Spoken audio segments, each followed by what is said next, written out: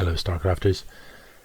Yeah, YeOldDogg, Jesper. This is around, I don't know, what round are we up to now? Round 4? Round 4 game? Is it a round 4 game? I think it's a round 4 game. It's the first of the round 4 games between these two guys.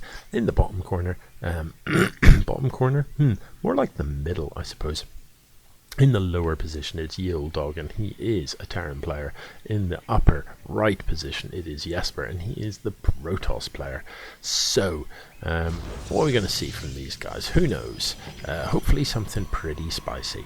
Now that we're up to round 4, everybody's had a little bit of practice. People have seen what goes on.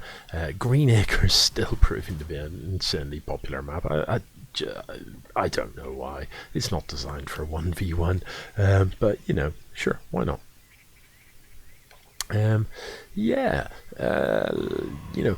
As I was saying, now that we're into the later rounds, people are beginning to, get to grips with the game, and they're beginning to know the maps as well. So they know their way around, they know what's available, they know where their opponent is roughly, they know where they can expand to, and potentially they know some of the pitfalls, some of the opportunities that each map sort of offers up in terms of drops, in terms of rushes, in terms of the type of tactics that can be used.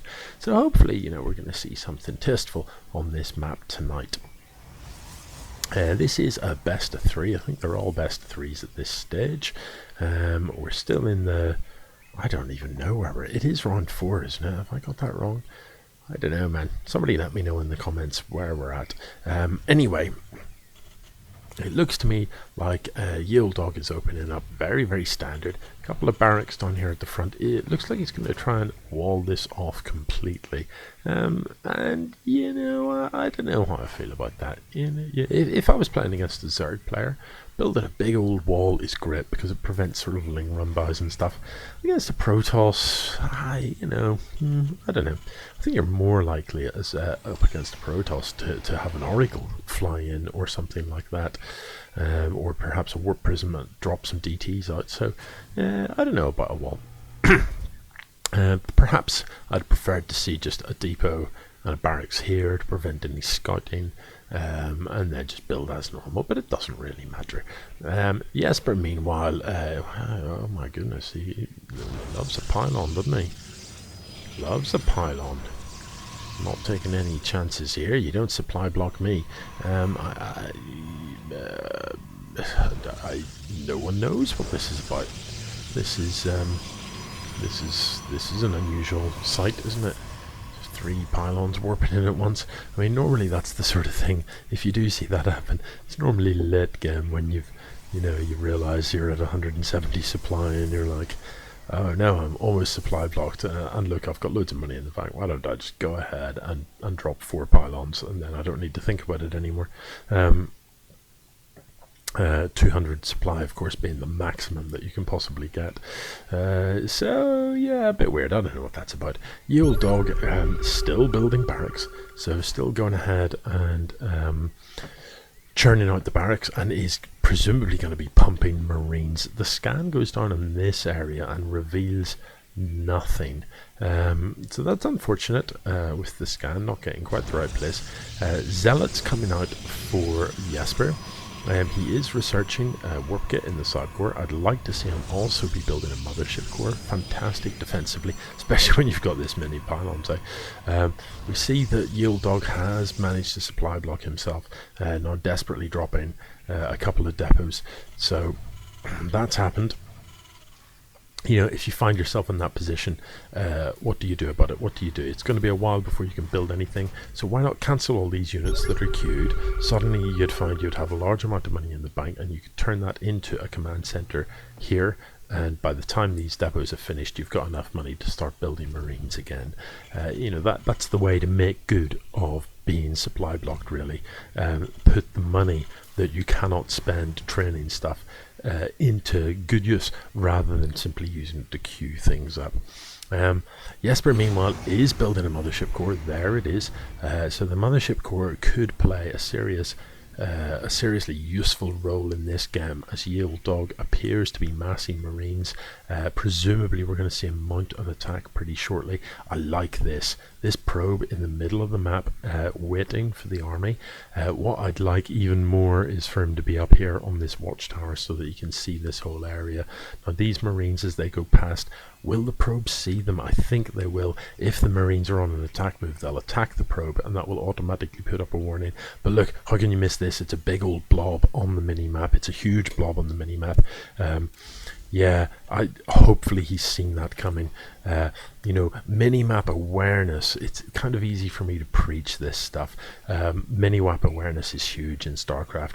Try and, you know, if you want to be better at the game, try and get into the habit of constantly glancing at that bottom left corner. This looks to me like the Protoss should hold this without too much problems. Needs the overcharge to come down on the pylons. There is the overcharge. The Zealots just go into town. The Marines don't really know what to do, and that's an absolute mincing. Yeah, and YeOldDogg very, very wisely turns and goes home. You are not going to walk through there with a handful of Marines, no sirree. So a very, very convincing hold from the Protoss player. Now behind that, what do you do? Your opponent has pushed and you've held the push. What do you do then? Then at that point, you need to think to yourself, well, how much did they put into that push? It was a significant number of Marines. They have to have built a lot of barracks for that. That probably means they don't have an expand. That probably means they don't have any tech other than just barracks. So how do I capitalize on that? Well, since I haven't been rushing to anything in particular, it means I do have tech up. It means I do have a robo. It means I do have a twilight. So you're ahead economically. You're ahead in terms of tech. So get further ahead. Drop an expo. Know that you've successfully seen off your opponent's army and that they are behind you economically. So for me, you have two options.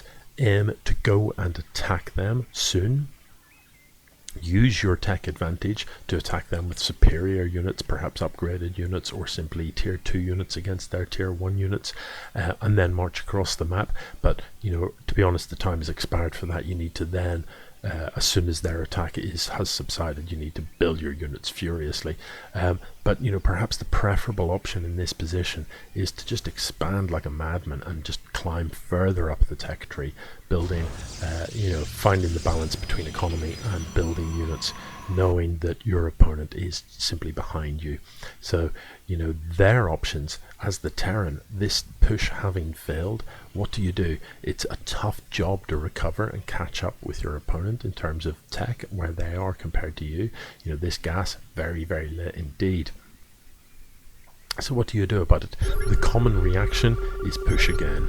You've already got the 5 racks, so why not just try it again? This scan, not sure about the position of that. I mean, this is where you would expo if this was a 3v3 and all 3 of these base locations were taken up. But it's not. You know, it's 1v1 on a 3v3 map.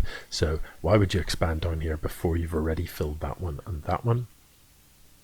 Given the push, you know where your opponent is. You know, I'd prefer to see the scan go down in this area so that you can get an idea of what sort of tech he's got. So these Marines coming to have another poke. You need to get them all together. Sending them in like the, oh no, that's just, well, that's careless really, to be honest. You need your units all in the simplest.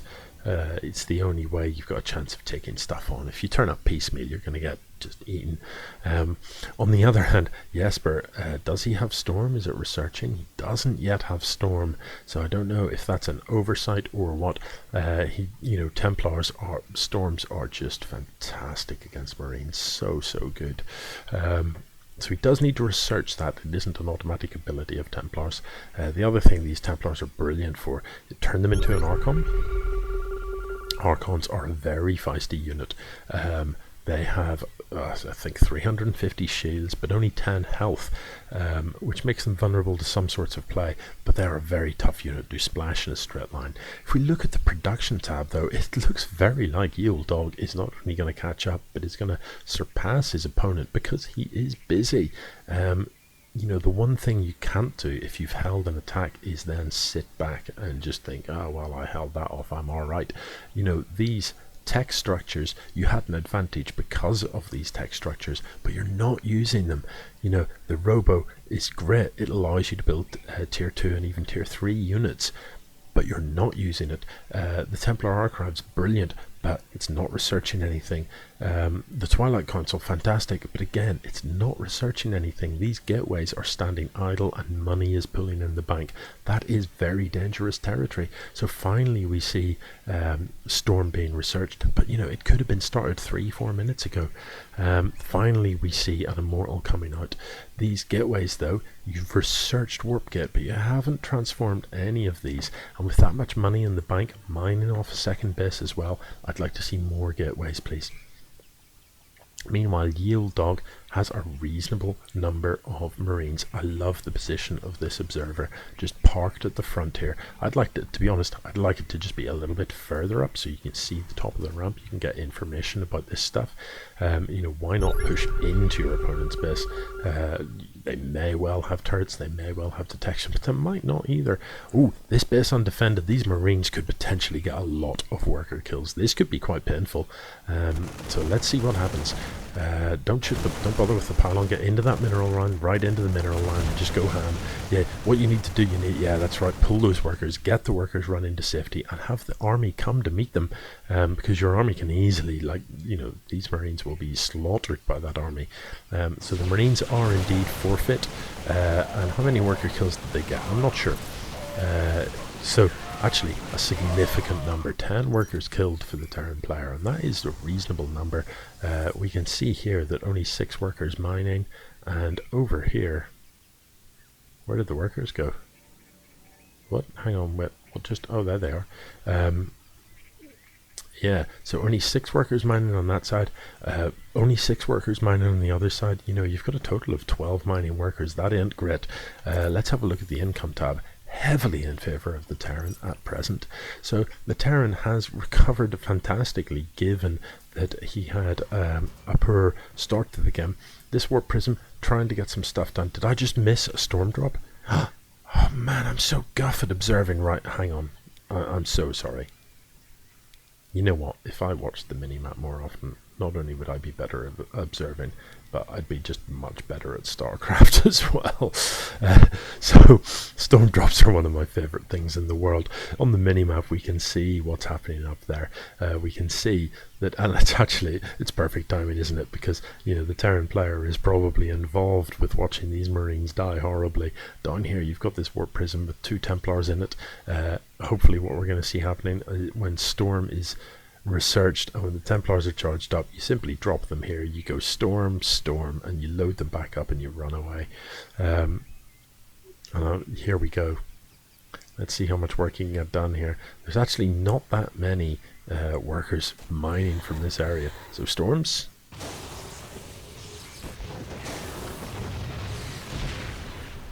Beautiful. I'd go again.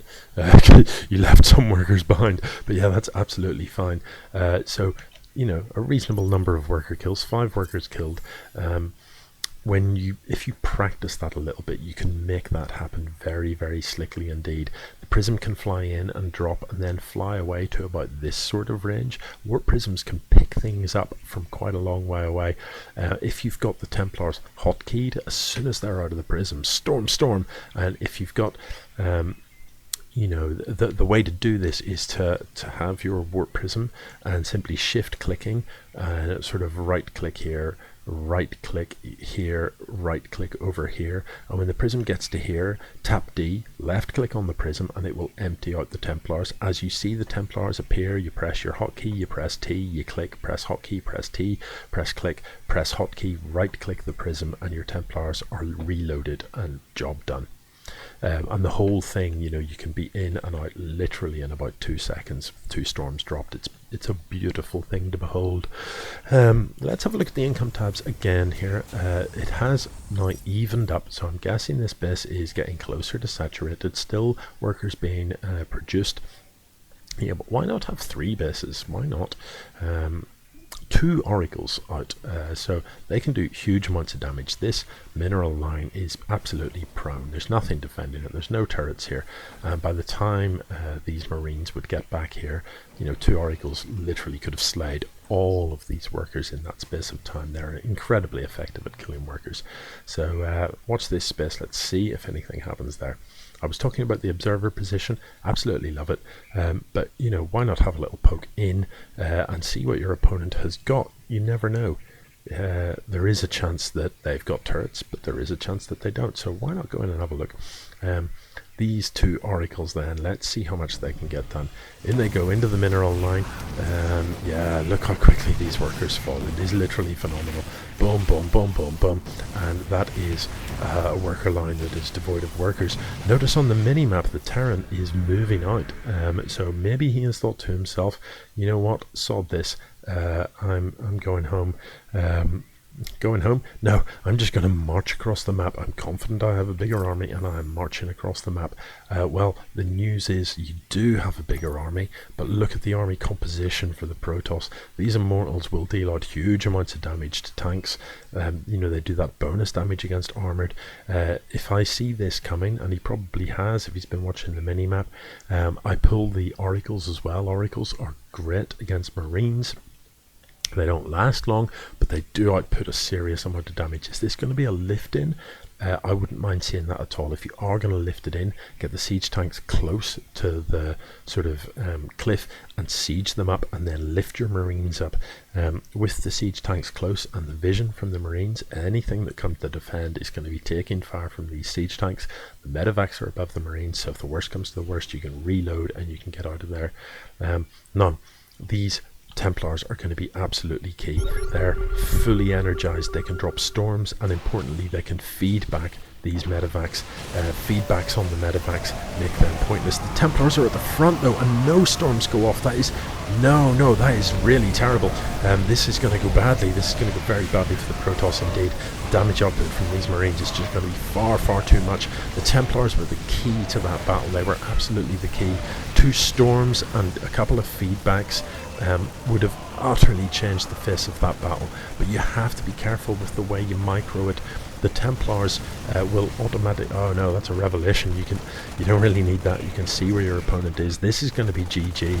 This is definitely going to be GG. Where he unloads these Templars, he's got to be a little bit careful. Don't do it within range of the Marines, but do unload them and get the storm. Oh no. Oh no, he had to unload and get the storms done. It was the only chance. Even then, to be honest, it was a very tall order to come back.